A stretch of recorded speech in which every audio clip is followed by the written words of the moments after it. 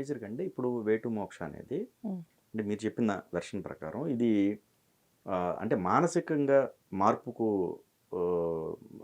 దారి చూపిస్తుందా? లేకపోతే శారీరకమైనటువంటి మార్పుకు దారి చూపిస్తుందా? 2 రెండువా? మరి ఈడ, పింగళ అన్నాం గదా! ఓకే. ఓకే. సూర్యశక్తి, చంద్రశక్తి ఓకే. 2 ఉండాలి. ఎప్పుడైనా మీకు ఇప్పుడు మానసికంగా లేదు. ఇప్పుడు శారీరకమైనటువంటి హీలింగ్ అనుకోండి. కాదు మానసికంగా మీరు లేరనుకోండి ఫర్ ఎగ్జాంపుల్. ఇప్పుడు మైండ్‌లో ప్రాపర్ లేరు. ఓకే. ఆటోమేటిక్‌గా అది ఎఫెక్ట్ బాడీకొస్తది గదా! ఓకే. నాకు క్యాన్సర్ ఒస్తది. ఎందుకంటే మా ఫ్యామిలీలో అందరికి క్యాన్సర్ ఉంది. ఇది నేను చాలా విన్నా. హ్మ్. ఉంది కాబట్టి నాకొస్తది అంటారు. అది మైండ్ ద్వారానే మీరు తెచ్చుకుంటున్నారు గదా! మోర్ దెన్ ఏ కర్మ. బట్ మనకు సైన్సు జెనెటికల్ అదే వస్తుంది. జెనెటిక్ ఉంటది. అది హ్మ్. కాకుండా గూడా ఇవాళ రేపు ఎక్కువగా స్ట్రెస్‌తో రోగాలు ఎక్కువున్నాయి గదా! ఓకే. ఓకే. ఇప్పుడు రీసెంట్‌గా మీరెళ్లి ఒక డాక్టర్‌ని అడగండి. స్ట్రెస్సే అంటున్నారు కారణం. జెనెటిక్ మాట్లాడట్లేదు ఇప్పుడు. హ్మ్. స్ట్రెస్ ఎక్కువైపోయింది. ఈ H1లని ఎందుకంటే మనకు పాడ్‌కాస్ట్‌లు ఎక్కువైపోయినాయి. నెగటివిజం ఎక్కువైపోయింది పాడ్‌కాస్ట్‌లో. ఓకే. అక్కడ ట్రంప్ చేసేదొకటి, ఆయన వెనకాల ఉన్నదొకటి, ఈళ్ళు మాట్లాడేదొకటి. ఎందుకంటే ఆ థంబ్‌నెయిల్‌లో ఎంత ఎక్కువ నెగెటివ్ అయితే పబ్లిక్ అంత ఎక్కువగా క్లిక్ చేస్తుండ్రు. అది మరి పబ్లిక్ యొక్క ఇదా? శక్తి నెగెటివ్ చూద్దామనా? లేకపోతే వీళ్ళెందుకు నెగెటివ్ ఇస్తున్నారు? మరి పాడ్‌కాస్ట్‌లో ఎందుకు తప్పుంది? మనుషులే గదా! ఇప్పుడు నేను క్లిక్ చేస్తున్నా గదా! అవును. మీరు గనక ఈమె కర్మలు ఎట్లా తీస్తది? యోగులే తీయలేకపోయినని మీరు ఇవ్వండి థంబ్‌నెయిల్ ఎక్కువ మంది చూస్తారు. హ్మ్. మేము మీకు కర్మలు తగ్గిచ్చి మీకు హెల్ప్ చేస్తామంటే రావు నాకు. ఉండవు ఎక్కువ క్లిక్స్. రైట్. సో, అది ఎవరి తప్పు? హ్మ్. మనుషులే గదా! నెగెటివ్‌ని అంటే అదే గదా! మరి కలియుగం అంటారు. రైట్. ఓకే. కలియుగంలో మనకు నెగెటివ్ అట్రాక్ట్ చేస్తది. Not positive. రైట్. సో, అట్లా మనకి శారీరకము, మానసికం అనేది 2 ఒకటే. హ్మ్. శారీరకంగా బాలేరంటే మానసికంగా బాలేరు. లేకపోతేనే శారీరకంగా బావుండరు. మీరు పాజిటివ్ ఉండి చాలా హ్యాపీగా ఉంటే కర్మ అనేది కొడతది నేను ఒప్పుకుంటా. అది మనల్ని డౌన్ చేసి కొడతది. ఓకే. ఇప్పుడు మీరు ఫర్ ఎగ్జాంపుల్ 10 మందికి హెల్ప్ చేస్తున్నారు మీరు. వాలంటీర్ వర్క్ చేస్తున్నారు. హ్మ్. మీరు డేలో ఈ ఈ పని చేసుకుంటూ ఆ పని కూడా చేస్తున్నారు. ఒక గంటనో, 5 నిమిషాలో, 10 నిమిషాలు, వారానికి ఒక గంటనో వాటెవర్. హ్మ్. బట్ మీ థాట్ మనకు అందరికి హెల్ప్ చేయాలనే ఉంది. ఇప్పుడు మీ పాడ్‌కాస్ట్ కూడా అణుగారిని చేస్తే 10 మందికి హెల్ప్ అవుతదని ఉంది. For example. మీరు డబ్బు తీసుకున్నా, తీసుకోకున్నా మీ హెల్పే మీకు శ్రీరామ రక్ష. దాంట్లో కూడా చెప్తాడు గదా! యుద్ధ సమయంలో అర్జునునికి చెప్తాడు. ఆయన ధర్మంలో ఉన్నాడు. ఆయనను నువ్వు కొట్టలేవంటాడు. ఆయనను అధర్మానికి మార్చాలి. అప్పుడే నువ్వు కొట్టగలుగుతావు.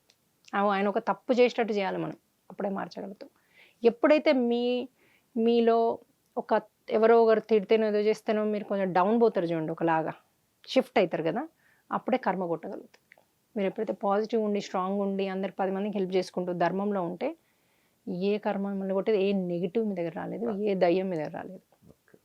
సో, ఎప్పుడు దైవ శక్తితో మీరు ముందుకెళ్తారు. మీకు ఒక మీ ప్రాణశక్తి, మీ సోలు కాపాడుతూ వేరే ఈ ఈ లోకం అంటే ఈ భూమి మీద ఉన్న దైవశక్తులన్నీ మీకు ఒక ఆరా లాగా అంటే మీకు ఒక 6 ఫీట్లు ఎవరైనా చూస్తే కూడా మీ ఆరా అన్ని రంగులతో ఉంటదనమాట. సో, ఎవ్వరు రాలేరు. ఎవ్వరు మిమ్మల్ని ఏమి అనలేరు. అన్నా మీకది ఎక్కదు. అంటే ఫ్యూచర్ మీరు ఏం ఎక్స్‌పెక్ట్ చేస్తున్నారు? అసలు 'వే టు మోక్ష' అన్నది నేను అన్నా గదా! అక్కడ నాకు అయోధ్యలో ఇచ్చారని. హ్మ్. అట్లాగే నాకు ఇస్తూ పోతున్నారు. ఏమేమి ఇస్తుండ్రో అది ఆటోమేటిక్‌గా జరుగుతుంది. నేనసలు ఏది ఆశించట్లేదు. నాకేది కావాలనుకోవట్లేదు. ఓకే. అందరూ బావుండాలన్నదైతే ఇప్పుడు ఎవరైనా నా దగ్గరకొస్తే మటుకు హనుమంతుని లైట్ పంపించి తినకి బావుండాలి, మంచిగా అయిపోవాలి.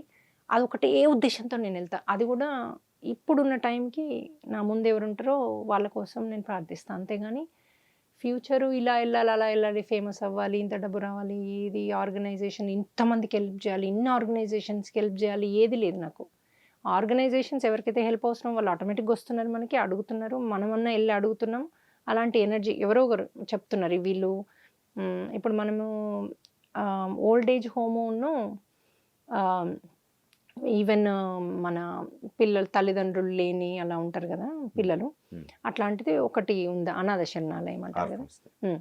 ఆ 2 కూడా ఎవరో యూఎస్ నుంచి వచ్చి స్టార్ట్ చేశారు. వారికి కొంచెం ఫైనాన్షియల్ ఆర్థికంగా ఇబ్బంది జరుగుతుంది. మొన్న కోవిడ్ అప్పుడు అంతకుముందు ఇచ్చే వాళ్ళందరూ స్టాప్ జేశారు. మళ్ళీ కంటిన్యూ అవ్వట్లేదు. దే ఆర్ ఇన్ ట్రబుల్ అంటే అట్లాంటివి మనకి వస్తున్నాయి ఆటోమేటిక్‌గా. ఎవరో ఒకరు చెప్తున్నారు. చెప్పినప్పుడు మన వాళ్ళెళ్లి దాన్ని ఇన్స్‌పెక్ట్ జేసి మంత్లీ ఎంత ఖర్చు, ఎవరెవరు ఇస్తున్నారు ఏంటి అంతా వాళ్ళు చూసి అకౌంటింగ్ అంతా చూసి మనకు కరెక్ట్ అనిపిస్తే ఏం చేస్తామంటే వాళ్ళకి ఎవ్రీ మంత్ మనం ఏం కావాలి మీకు ఈ మంత్, మాకు ఈ మంత్ బియ్యం కావాలి, లేకపోతే వాటర్ సిస్టమ్ కావాలి, ఫిల్టర్ సిస్టమ్ మేము కింద నుంచి తెచ్చుకుంటున్నాం, అట్లా ఏదన్నా మనం అది మనమే దగ్గర నుంచి చేపించేస్తాం. అంటే డబ్బులు just ఇవ్వము like, ఎవరికి. మానవ సేవే మాధవ సేవ లాగా. ఎగ్జాక్ట్లీ. అంతే. అట్లాగే ఓల్డ్ ఏజ్ చేస్తాము. మ్మ్. ఆవులకి ఎందుకు చేస్తామంటే ఇప్పుడు మన దగ్గరికి వచ్చే వాళ్ళందరూ కర్మలతో వస్తారు కొట్టించుకుని. సో ఏది ఇస్తే అది వస్తుంది కదా. ఫర్ ఎగ్జాంపుల్ ఇప్పుడు నేను పాములని కొట్టి చంపాను. సో పాము సేవ చేయాలి అంటే పాములను రక్షించే వాటికి డబ్బులు ఇవ్వాలి వాళ్ళు. అయితే మన దగ్గర ఇప్పుడు వైజాగ్, హైదరాబాదు, ఇంకొక ప్లేస్ ఉంది. ఈ 3 ప్లేసులలో మనం ఏం చేస్తామంటే ఎవరైతే పాములను పట్టారో వాళ్ళు ఒక నెల వాళ్ళ దగ్గర ఉంచుకుంటారు. గవర్నమెంట్ చెప్తుంది ఏ అడవిలో వాటిని వదలాలో. అవన్నీ విషపూరితమైన పాములు. కొన్ని రెగ్యులరీ కూడా ఉంటాయి. రెగ్యులరీ కూడా మనిషి సంచారం అయితే భయపడి చంపేస్తున్నారు అవి విషం అనుకొని. పబ్లిక్ ఐడియా ఉండదు కదా. 90% విషం లేనివే ఉంటాయి, ఒక 10% విషపూరితం ఉంటాయి. సో ఈ వెయిట్ని పట్టుకున్నా కూడా ఎక్కడైతే డ్రాప్ చేయమంటారో అంటే ఆ జాతిని బట్టి ఎక్కడైతే తక్కువ ఉందో దాన్ని బట్టి వేయమంటారు. వాటికి కూడా సేఫ్టీ ఉండాలి కదా. ఇప్పుడు కొన్ని ప్లేసెస్లో వాటికి సేఫ్టీ ఉండదు, వేరే ఎనిమల్స్. సో వాట్ ఎవర్ అట్లా చూసుకుని గవర్నమెంట్ చెప్తుంది ఇక్కడ వదలండి అని చెప్పే వరకు వాళ్ళు ఉంచుకొని తీసుకెళ్ళి పాముకి జనరల్ ఒక 1 month దాకా ఫుడ్ ఇవ్వకుండా అవి బతుకుతాయి. చాలా రోజులు అవి సర్వైవ్ అవుతాయి. ఫుడ్ తినకుండా వాటర్ తాగకుండా సర్వైవ్ అవుతాయి. సో వాటిని ఉంచుకొని డ్రాప్ చేస్తారు. సో ఈ పట్టే వాళ్ళకి ఉంచుకొని డ్రాప్ చేసే వాళ్ళకి మంత్ ఎంత తక్కువ అవుతుందో అడిగి వాళ్ళకి ఇస్తామన్నమాట.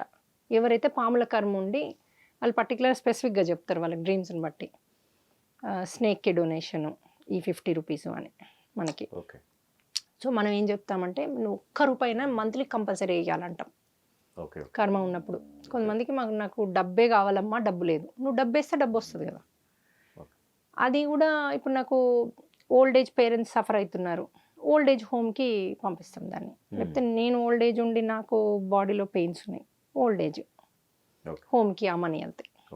ఆ మనీ అక్కడ ఎట్లా అవసరమో అట్లనే ఇస్తాం. సో ఒకవేళ మనకి ఈ మంత్ 1,00,000 వచ్చాయి, వాళ్ళకి 10,000 అవసరం పడ్డాయి, మిగతా 90,000 ఓల్డ్ ఏజ్ దానికి మనకు ఉంటాయి. ఇంకొకటి వేరే ఓల్డ్ ఏజ్ వాళ్ళు వచ్చి కావాలి అంటే మళ్ళీ దాన్ని రీసెర్చ్ చేసి వాళ్ళకి ఎంత అవసరమో అంతే ఇస్తాం. ఎక్కడ కూడా తొందరపడి టక డబ్బులు ఇవ్వడం. ఎందుకంటే అందరూ ఒక్కొక్కరు కష్టపడి సంపాదించిన డబ్బు అది, రూపాయి పోగు చేసుకున్న డబ్బు అది. నన్ను ఎవరన్నా అదే చెప్తారు, మీరు ఇలాంటి మనీ మీకు ఇస్తున్నాం మరి చూసుకోండి, మీరు దాన్ని కరెక్ట్గా వినియోగించండి అని చెప్తా. ఎందుకంటే నాకు కూడా కర్మ వస్తుంది దాన్ని నేను ప్రాపర్గా వినియోగించకపోతే.